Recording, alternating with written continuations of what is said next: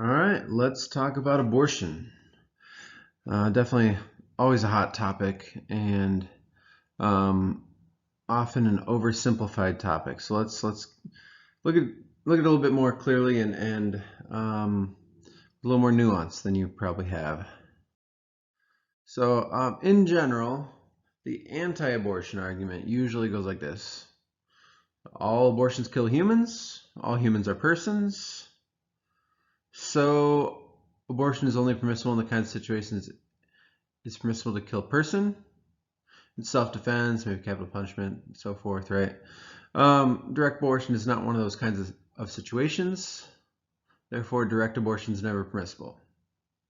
The word direct is actually doing some work there because maybe, for example, it is permissible to have chemotherapy if you need it or something like that. But that would be a different kind of case. Okay, so different kinds of arguments are going to, in favor of abortion, are going to deny one of these premises, different premise. And we're also going to look at one argument that goes completely different against abortion. But just getting on the table that this is generally the normal argument, right? Okay, and you'll see in a second why we separated off 1 and 2. Because humans and persons might not be the same thing. So, what's a person? So, just for a second, take a look at the chart on the right.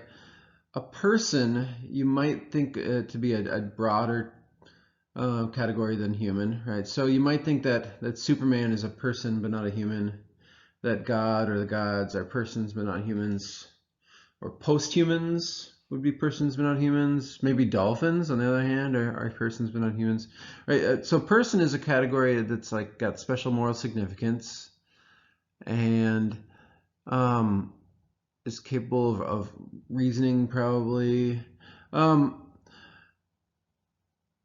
So some would claim that all humans are persons. But we're going to take a look now at an argument that maybe not all humans are persons, right? So maybe fetuses are humans, but not persons. Or you might say the same thing about like death row inmates, actually. So we're gonna before getting into the main 2 readings that I assigned, we're gonna just take a few slides to think about are fetuses persons, right? Which is the interesting thing about both the articles I signed is neither one of them really depend on this part of the debate at all. Like usually this is the main part of the debate that you'd think of focusing on, right? On what kind of moral status does the fetus have? But as we'll see with the other 2 articles, you can still have the debate without even having this one. So all right, so Michael Tooley has a famous article that arguing that fetuses are not persons. So he defends the claims that zygote does not have a right to life. So to defend the claim that a zygote does not have a right to life, yet an adult human does, one must point to a morally relevant difference. He's going to find it. It's basically going to be only if it possesses the concept of a self as a continuing subject of experiences and other mental states and believes that it is itself such a continuing entity. So basically, he's going to claim that to be a person, you have to have a desire to continue to exist and a concept of yourself. And a fetus cannot have both of those yet. There's some principled reasons why, so we'll get to it. So this is how Tooley thinks rights work. So we're going to take a step back and think about what rights are. He thinks that a person has a right to X only if A desires X. And this is actually a really strong claim, because notice there is a difference between the claim that A does not desire X and that A desires not X, right? A desiring not to live, right, is different from A lacking the desire to live. A fetus probably lacks the desire to live, but doesn't desire to not live, right? So to claim that someone lacks a right to life just because they lack a desire to live is kind of bold, right? There might be other types of exceptions that we would worry about if that's the standard. But yeah, in order to desire to live, you have to be able to conceive of yourself, and you have to be able to have desires, right? Um, and fetuses cannot do that, so they're not persons according to Tooley. So it ultimately comes down to, is the fetus self-aware? And he claims not, and therefore does not have a right to life. But on a pretty strong view of how rights work. All right, so problematic cases. What if you're in like an emotionally unbalanced state? You do desire to not live, right? But it's temporary or something, right? Does that mean that it's permissible for anyone to kill you, right? Or you're temporarily unconscious? Is it permissible for anyone to kill you then? Or you've been conditioned to desire death, right? You're in some kind of weird cult or something. You would think that in all these cases it's still wrong for someone else to kill you, right? And Tooley actually agrees. Yeah, it is wrong for people to kill you. He just adds these as exceptions. He doesn't actually have a very slick answer, right? He just adds these exceptions. So introducing a term, Latin term, ad hoc. So one of the charges against this theory is that it's ad hoc. Ad hoc basically means implausibly specific.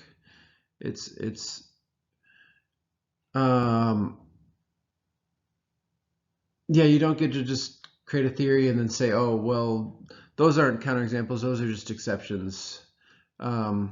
Usually that will people will claim that you're being ad hoc when you do that. So those are problematic cases. But yeah, so other implications of the definition. So it would imply that many infants are not persons either, probably. So infanticide, killing infants, is permissible because it looks like these kind of sophisticated desires don't develop until months after birth, at least, right? And so you might just stop right there and say something went wrong, but maybe it's worth going a little slower. There have been many cultures which regularly committed infanticide, and so there are people groups actually that think this is permissible. So we should at least consider this possibility, even if, well, so that's one part of the theory that has a very strong implication. So Tooley does defend infanticide. It also implies that some animals are probably persons if they desire to continue to exist, right? If they have sophisticated enough desires. That's an interesting implication. So Tooley accepts both those implications. Yeah, so it's just got a very strong results, this theory, but he just thinks this is how rights work. He also does, as part of the article, goes through other candidates for when could a fetus become a person, if not, that moment he pointed to. And he's got reasons for rejecting all these. So these are all Tooley's reasons for rejecting all these. So could it be at conception? And he says no, because, just looking at the thing itself, not in terms of what it will be, but what it is, there's just no more relative indifference between it and, for example, an ape embryo, or, he could have picked other ones too, right? So he just doesn't think that could possibly be the kind of thing that has a right to life. What about when it has human form externally? He thinks this is just an emotional response. This is actually what, the heartbeat laws and so forth right now. This is pretty much what's coming up with those. It's beginning to look like a person, and so therefore it has a right to life. He just thinks this is a confused emotional response. The ability to spontaneously move, like move on your own. Well, the problem is paralyzed people can't do that, so that can't be the criterion. That would exclude too many people. What about viability? Basically being able to survive on its own. And he has this weird counterexample of that one. He suggests, hey, suppose there was a fetus, just hypothetically, a thought experiment, right? That was masterfully capable of communication, like super smart, but still a fetus, right? Not able to survive on its own. We would want to say of that thing that it has a right to life, that it's a person. So this must not be the main criterion. It's off track. Maybe birth is criterion. This looks a lot like Thompson's argument actually, so we'll save that. One he doesn't actually mention is having a soul. He just doesn't go there, right? So I threw that in as something to think about. Okay, so the thing is basically if we can't point to any of these, then basically we keep pushing it further and further out, and then we might end up where, and this is why Tooley does this, where yeah, self-awareness I guess is the earliest moment that would make sense as a criterion, even though it implies that infanticide, killing infants, is morally permissible. Okay. On the other hand, here we go. So I Was Once a Fetus by Alexander Press. So he's going to argue that from the moment of conception, fetuses are the kinds of things that have a right to life. I'm using fetus, by the way, pretty broadly to cover all the stages of gestation, right? They get different names in different stages, but I'm just gonna call it all fetus. All right, so his main claim is that killing a fetus is wrong in the same situations as killing an adult human would be wrong. And so he's got an argument based on that claim. I was once a fetus, right? That's really one of his premises. So here it is. I was once a fetus. Roughly the argument there is that, hey, I never died. If that fetus used to be me, then it would have been wrong to kill that fetus. If it was wrong to kill me when I was a fetus, then it would be wrong to kill any fetus in relevantly similar circumstances. So he's going to apply it to cases where it's unwanted, or even in cases where it endangers the mother's life. So this is a pretty strong. That last one, a lot of pro-life advocates don't go that far, but he does, right? So he's pretty strongly pro-life, but he's got principled reasons, so we're going to look at that. Premise one, I was once a fetus. All right, so an organism originated in my mother at conception. Let us call him Bob. And his key claim is that Bob never died. So, quote, indeed, if Bob died, we'd be mystified as to when he died.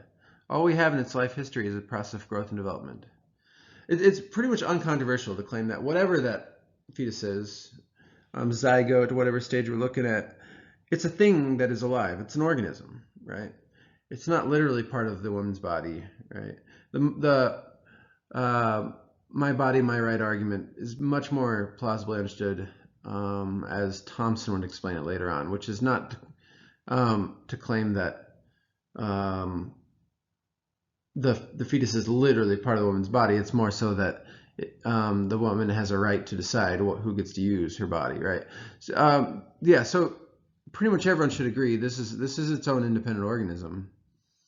And if it's its own independent organism, then it's alive, and you know, killing it is killing a living thing, right? The debate is, you know, what kind of thing you're killing. Is it a person? So here, yeah, he argues that thing, call it Bob. Bob never died. And well, if Bob never died, if Bob's still alive, where is he? Right? So, quote, if Bob is anywhere, he's right here, where I am. It may be true that most of the original cells in Bob are no longer around, but that does not stop the survival of an organism. Organisms replace their cells regularly and do not perish thereby.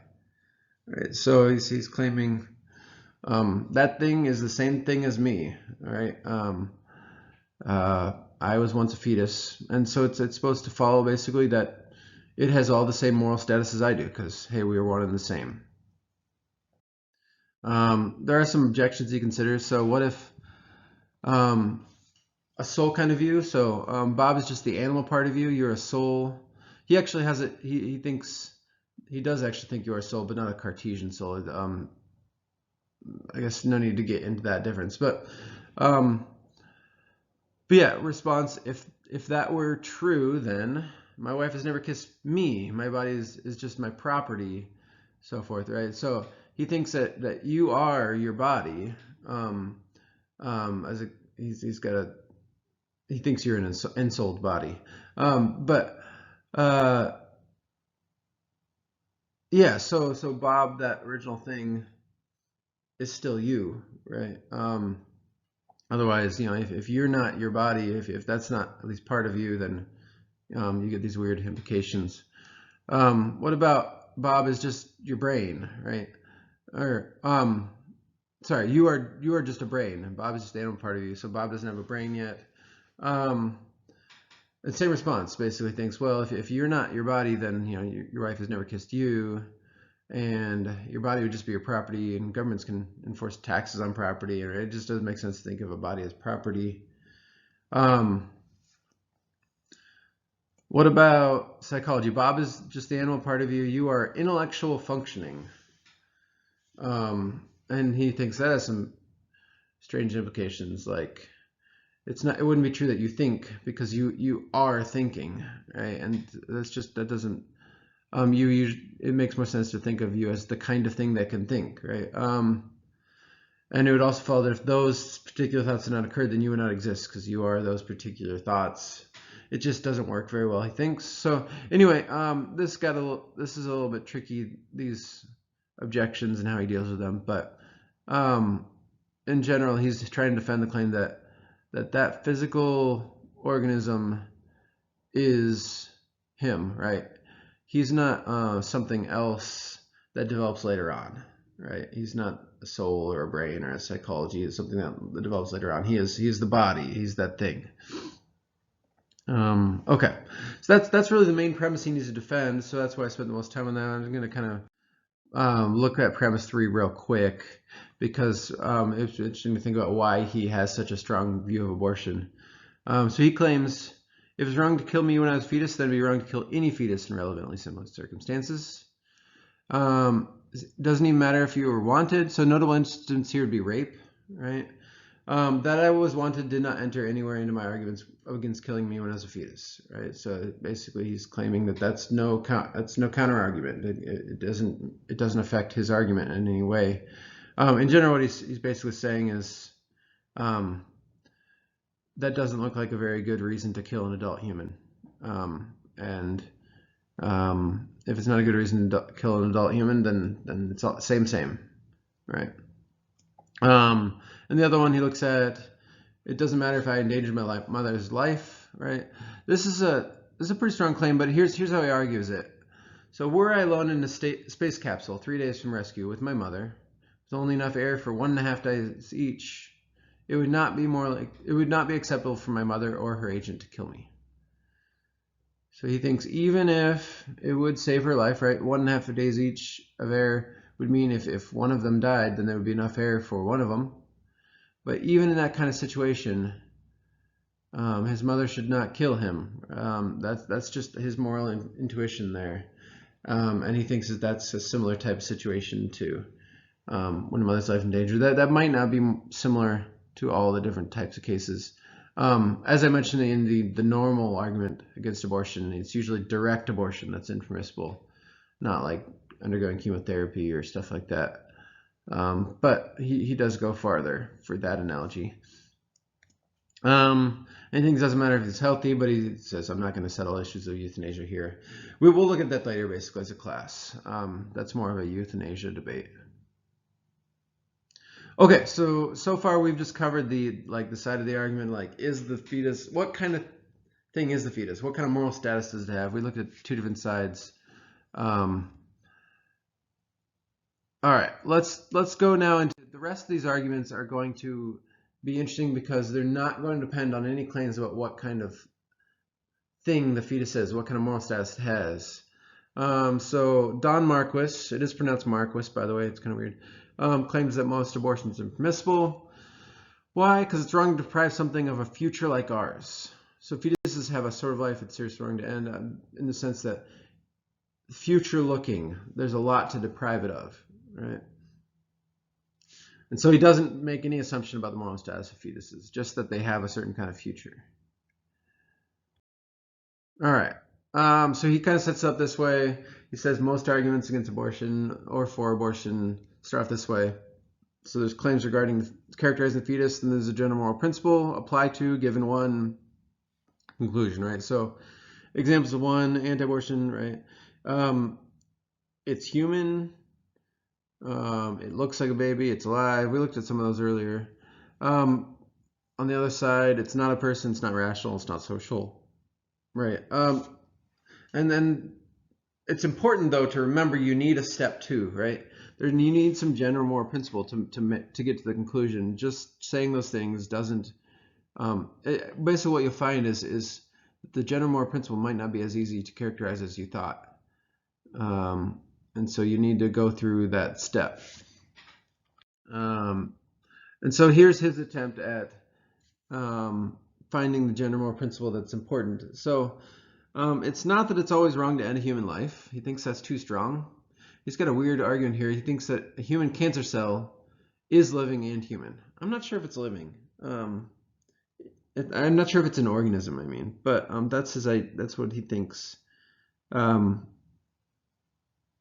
Anyway, so I suppose he could have gone with other kind of examples though, like, hey, in self-defense or so forth, maybe it's wrong to end a human life. But anyway, it's not that it's only wrong to kill rational agents. He thinks that's too weak. Because, hey, some people are not rational. That might be brain damage or whatever. Still wrong to kill them.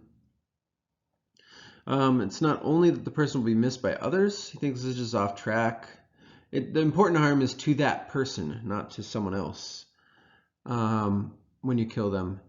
And that's really the one that gets him going towards what he thinks is the general moral principle. He thinks that what makes killing wrong, or at least one of the things that makes killing wrong, is that it deprives the victim of a future like ours. It harms that person by depriving them of something. I use the word person there. I'm going to try not to do that while talking about Marcos, because he's not assuming that the fetus is a person. It deprives that organism, is probably a better word for this argument, of a future like ours. Okay. So here's Marcos's argument. Depriving a living thing of a future like ours is morally impermissible. Like ours is something we're going to have to think about, right? Why does he do that? He's just looking for something kind of minimally sufficient to explain why abortion's wrong, I guess. And so maybe future like ours is minimally sufficient. Abortion deprives a living thing of a future like ours. That looks right in most cases. So abortion is morally impermissible. So it looks like that premise number one there. That's actually, I flipped it, I suppose, from the order that I had in the previous slide. Premise number one there is the general moral principle. It doesn't really matter what order you do premises in an argument. It works either way. But yeah, so is that correct? Is it true that depriving a living thing of a future like ours is morally impermissible? Even if that living thing is not a person, right? Yet. So that's really where his argument needs to go. So yeah, pros and cons, thinking that through. So it does look like his principle explains one of the things, at least, that makes death bad. One way to misinterpret the argument, I don't think he's trying to claim that this is the only thing that makes death bad. He's not denying that we have a right to life, for example. He's just saying whether or not we have a right to life, it is wrong to deprive a living thing of a future like ours. So this would be an additional reason not to kill. I think is probably the best way to interpret the argument. Yeah, so this would explain why death is so bad for the person who dies, right? Even if it was a painless death, you're depriving them of a future. That's really bad. And it's silent on possibly controversial claims. So animals don't have a future like ours, but there might be other reasons against killing them, right? This doesn't have to be the only reason why killing is bad. Active euthanasia does not necessarily deprive someone of a future like ours, right? If they have a really bad future, so it's kind of silent on that issue. Maybe that's a good thing. So it looks like it's kind of like not too strong, I guess is what that point two there is. Problems. One of the main objections is contraception. Does contraception deprive a living thing of a future like ours? And in general, the response that Marcos gives is there is no living thing yet that loses a future, right? An ununited egg and sperm are not an organism yet. And so it doesn't deprive a living thing in future like ours. There's no living thing to deprive. That's his response. But I guess we're getting into some deep metaphysics basically to figure out, is there any morally important difference between an ununited egg sperm, right, and like an early stage zygote? Maybe that's how we want to characterize the zygote too. It's not an organism yet. It's just it's not the kind of thing that has a future yet. So you might, so there's something a little bit tricky there, right? How he's characterizing before and after conception. He thinks there's some very important difference, and now it's a living thing that has a future like ours. And then like ours, what does that mean? So in general, some humans have very different futures, right? Some brain damaged, in a coma, whatever situations that it's doesn't look like the human has a future like ours. Is it still wrong to kill them? If it is, it looks like it'd be based on some other moral principle than this one. Yeah, my best guess. What does a future like ours mean? I think he basically means a human life that's worth living. That's what he's. So at least if an organism has a human life worth living in its future, then it'd be wrong to deprive it of that. So that's his argument against abortion. Again, it didn't depend very much on trying to characterize what kind of thing a fetus is. That's why it's a very interesting argument. All right. On the other side, Judith Jarvis Thomson. This is one of the most famous philosophy articles, period, really. It was written right around the time of Roe v. Wade. And so, influential as well in its own time and continues to be. So Judith Jarvis Thomson argues that abortion is permissible in many kinds of situations. Not always, but there are many situations in which abortion is permissible. And why is basically going to come down to the right to bodily autonomy. So the my body, my right kind of argument. And so again, just as Marquis basically made no claims about what kind of thing the fetus is, maybe it's not a person in the same sense that you and I are. Thomson goes on the other side. She says, let's just assume for the sake of argument the fetus is a human person. Even so, right to bodily autonomy. So the whole argument about how to characterize the fetus doesn't really come into play here. Okay, let's look at it. Remember, here's the general anti-abortion argument. Which one is Thomson denying? So Tooley, back when we did that, he denied two, right? He does not think all humans are persons. That's not what Thomson's doing. She's affirming number two. She's probably affirming number one as well, but we'll have to think about that maybe. The word kill there is maybe she would say let die or something like that. And maybe she thinks abortions don't kill, they let die. So I'm not sure if she affirms one, but yes, she's going to definitely affirm two, or at least for the sake of argument, we'll grant two. Really what she's denying is four. She doesn't think that direct abortion is one of the kinds of situations in which it is impermissible to kill or let die. Okay, so let's look at it. Most famous part of the article, the famous violinist. So imagine that you are kidnapped by the famous violinist's friends, unbeknownst to him, and you wake up with your kidneys hooked up by a machine to the famous violinist. Because the famous violinist has kidney disease, needs the use of someone's kidneys to keep his blood clean, basically just to stay alive. And so the famous violinist will die unless you remain connected to him for 9 months. Okay. So this is supposed to be analogous to a particular kind of case. Remember, Thomson is arguing that particular kinds of abortion are permissible in certain situations, right? So this is not going to be analogous to every kind of abortion. But she thinks that at least in this kind of story, just thinking about the famous violinist, leaving abortion out of it for a second, she thinks it's clear that you're permitted to disconnect. You were kidnapped. You don't have an obligation to stay there, even though it will mean that the famous violinist will die if you leave. Even though he's not an aggressor in the situation, only his friends are, right? So in a lot of ways, it does look kind of analogous. we'll think about one way that it might not be analogous. Actually, I'll just mention now so you can start to think about it. It looks more like abortion might be more analogous to not just disconnecting, but like stabbing the guy or something like that, right? It is direct killing, not just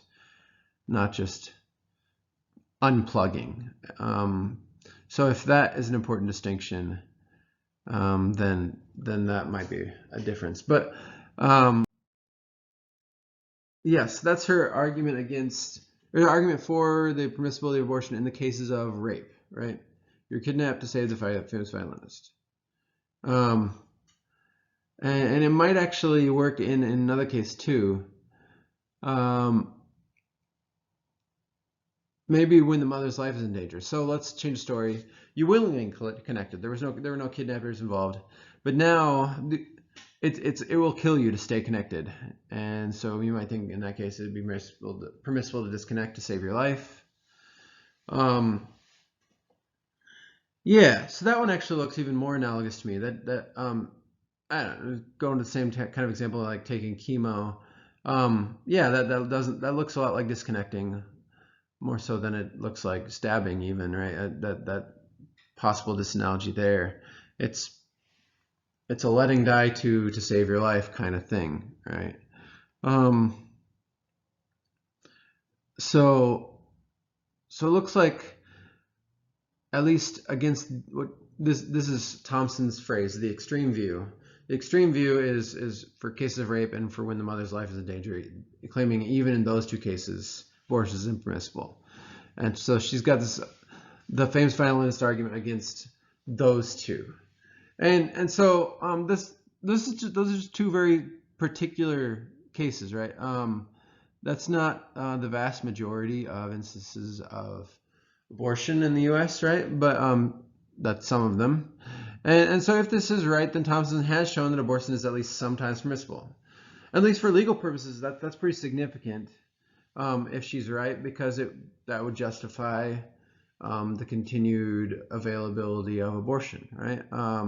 Because there are at least some cases in which it's morally permissible. But later she's going to go on and defend some more controversial cases as well. Okay, so let's keep going. So what about the fetus's right to life? The violinist has a right to life, right? Thompson's not denying that. He's an adult human. Of course, she's not going to deny that. So by using this analogy, she's affirming, or at least granting for the sake of argument, that the fetus has a right to life. But she's got her own view of what a right to life entails, right? So Thompson thinks that a right to life is only a negative right. It is only a right against being killed. It is not a right to be kept alive. She does not think that that any of us have a right to be kept alive. So it's right that others not unjust to kill you. I should add the word unjustly because maybe self-defense, so forth. And she's got this analogy she thinks shows this. This might be really important again because otherwise, by unplugging from the violinist, you might be violating his right to life, right? Because he has a right to be kept alive. And so that's why she goes here. So here's her argument against the positive right to life. A positive right, by the way, positive versus negative rights. Negative rights are rights that others kind of leave you alone, right? Whereas positive rights are rights that others give you things, right? And so you can characterize a right to life as a negative right. Hey, don't kill me, right? Or you can characterize it a positive right, that others, someone, everyone has a duty to keep you alive. And so a right to life ends up being a very different kind of thing depending on which of those it is. So here's her story. You're dying. The only thing that could save you is Henry Fonda's touch. He needs to just touch your forehead. Henry Fonda was a famous actor at her, in 1971 when she wrote this. So there he is.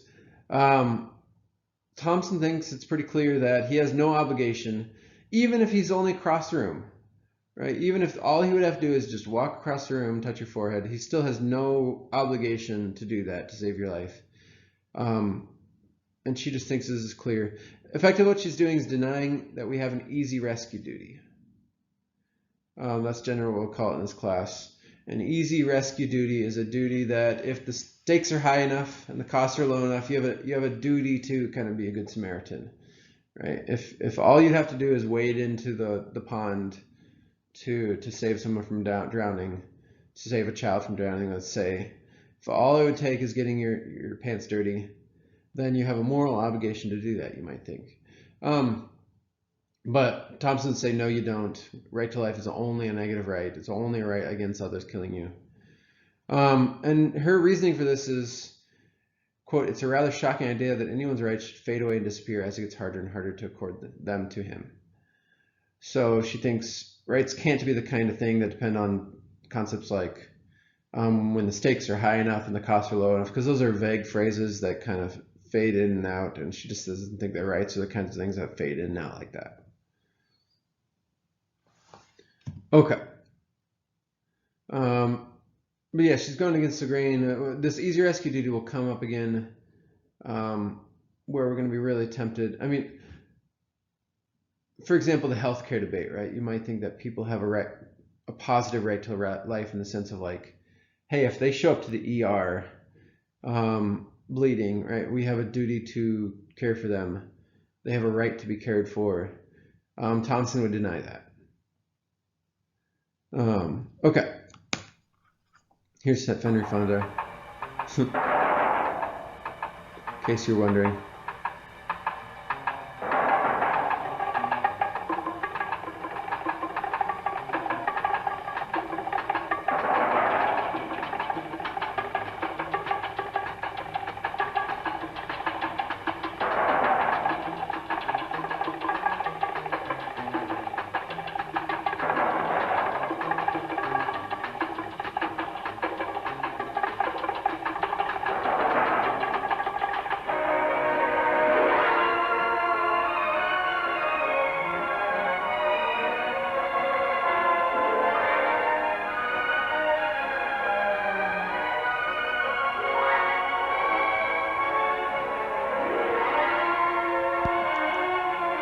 All right.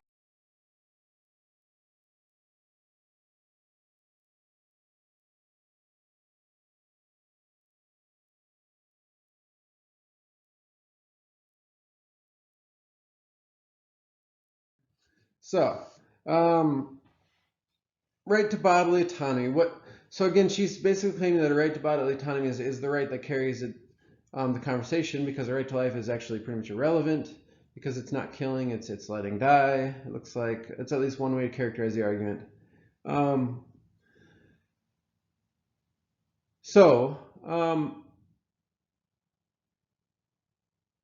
The thing to note here is that the kidnappers are violating your right to bodily autonomy. That's pretty clear, right? And just as a rapist is violating a right to bodily autonomy, right to bodily autonomy pretty much is a right that others not use your body without your consent. Not kind of treat your body as some kind of object that they can just use without asking. And so in the same way, the violinist, after being kidnapped, is using your body without your consent, right? And you have a right to bodily autonomy. And so the violinist doesn't have a right to use your body. You can unplug. It's the analogous thing supposed to be the fetus, right? Even though you know that the fetus will die, it's permissible to unplug from the fetus, because my body, my choice, right? That's so good kind of thing. So that's Thompson's main argument in that kind of case. It's not clear how much farther we can take it, right? So is the famous violinist case analogous to unintended pregnancy, right? Let's suppose you use protection or whatever, still get pregnant. Would it be permissible to have an abortion in that case? It doesn't look very analogous because kidnapping involves someone else hooking you up to the machine, right? So unintended pregnancy almost looks more like a case where you it's almost like you gave the famous violinist the kidney disease, right? You put the famous violinist in that situation where where he is dependent on you, right? Not directly though; it is unintended. So I guess modify the situation like that. But there's no one else hooking you up, right? There's no one else putting everyone in that situation. And so then the analogy is not going to work very well there. Matter of fact, this might be a start of argument against abortion in these cases. So here's a article by Bernstein and Manada where they think of something more similar. It's kind of a weird case, so it might be pushing our intuitions too far that we can't think about it. But suppose you're cave diving, you're spelunking, and you know that if you descend below 50 feet, then someone will contract kidney disease. And then suppose you descend too far accidentally, not on purpose. So you, on accident, cause someone to get kidney disease. Would you now be morally required to stay connected to the person who contracted the kidney disease for 9 months? They think it's clearly yes. I don't know. It's kind of such a bizarre case that might be a little hard to get your moral intuition straight. But hey, you caused it. You need to make it right. It's kind of the idea. But that's not Thompson. Thompson doesn't actually use the famous violinist case in the case of unintended pregnancy. She has a different kind of argument. Also kind of weird, like the spelunking case is weird. So people seeds. Suppose you live in an area with people seeds. That's a term she made up. A people seed is a full-on person, has a right to life, right? This whole argument starts with just granting the sake of argument that fetuses have a right to life. But a people seed is the kind of thing that if it lands in your carpet, then it will implant and it will grow into a human. Right. So you suppose that you buy the best screen for your window, but still a people seed gets through, lands in your carpet. Thompson claims you are permitted to kill the person in your carpet because you took every reasonable precaution. Wouldn't be every precaution, I suppose, because you did kind of open up your window, but you're using the best screens on the market. I hope you're catching the analogies here, right? She thinks that you did every reasonable precaution. On a very hot day, I suppose, where you needed to open up your window. Right. I mean, the analogy is relevant here because you could not open up your window at all. Right. That's part of this conversation. All right. So suppose that's what you do. People seeds lands in your carpet. She thinks it's permissible to kill the people seed in your carpet, even though it has a right to life. I don't know. That's the story. Honestly, from my experience teaching this one, I think that whatever you came into the conversation believing already, you leave the conversation believing that still, just because it's depending on those same intuitions. But that's the argument. Okay. A couple final points before we wrap this up. So Thompson wants to make sure that we clarify the difference between moral duties and moral decency. So her key claim is that there's no moral duty to remain connected in certain cases. In other words, abortion is morally permissible in some cases.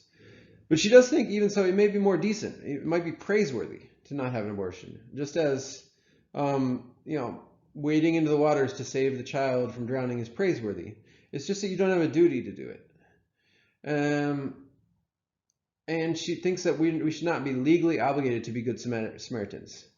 If we don't have moral duty to do it, then we shouldn't have a legal duty to do it. And so therefore, regarding the legal conversation, it should be legal to have abortions, at least in some situations. That's her argument, just to clarify that part, right?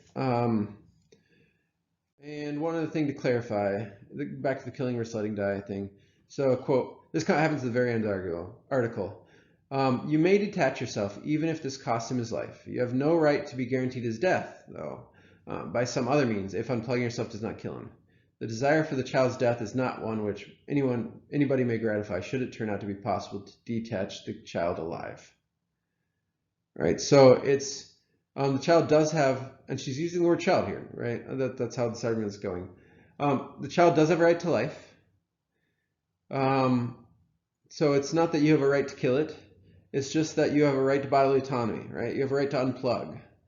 And so that's one of the things is abortion like that, right? But she thinks it is. So according to Thompson, pregnant people would have no right to deny artificial wombs to disconnected babies, for example. Similar persons, if it were medically possible to take the child out and implant it into an artificial womb, then you would have no right to deny that process, right? And interesting note, such technology has been successful for later stage development in lambs, right? So there are artificial wombs are something that scientists, I guess, have been trying to develop. So that actually could affect the abortion debate if Thompson's argument is the main argument in the debate, which I think it might be the main one. It's not the only one, but I think it is the main one. Okay, so that's the main step on Thompson. So her Thompson's conclusions she assumes the fetus has a right to life. We have a duty not to unjustly kill it. That's all that ends up meaning. Still, abortion is not always unjust killing.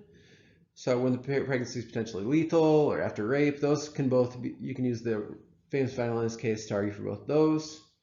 In the case of unwanted pregnancies in which precautions taken, that's a people seeds argument, so that was a little different.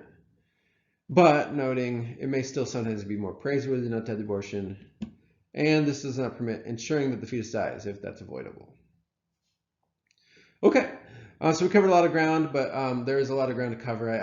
I shortened this quite a bit, so from slides that I've used before, actually. Yeah, I'm sure we'll have some good discussion.